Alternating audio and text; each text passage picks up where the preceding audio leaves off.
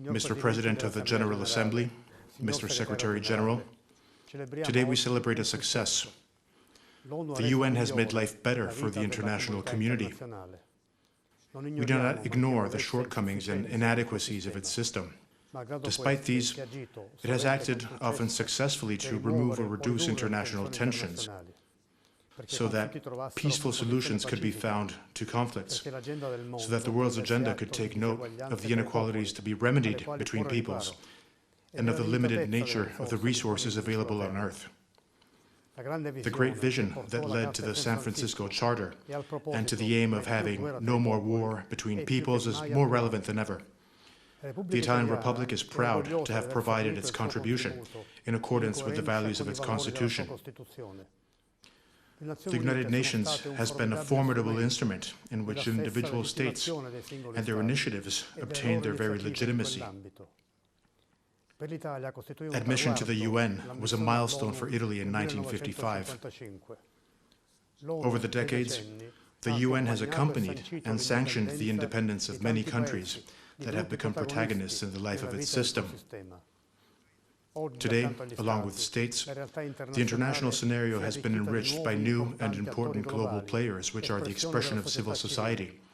This is the outcome of the years which brought about the affirmation of rights, from the Universal Declaration in 1948 to the Charter of Economic Rights and Duties of States in 1974.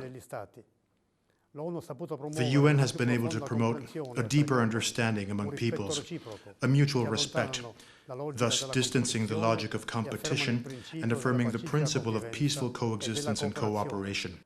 Think of the commitment of all of the world's governments against the pandemic.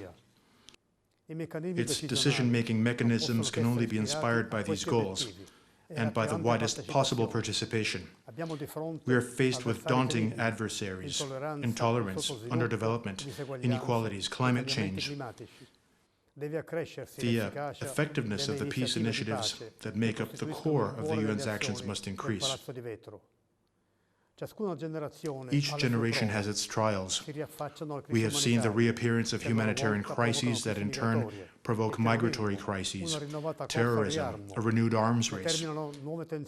They determine new tensions and challenge the trust between countries. Preventive diplomacy as a way of avoiding conflicts is the way forward. The UN must be able to take on and manage the necessary peace initiatives.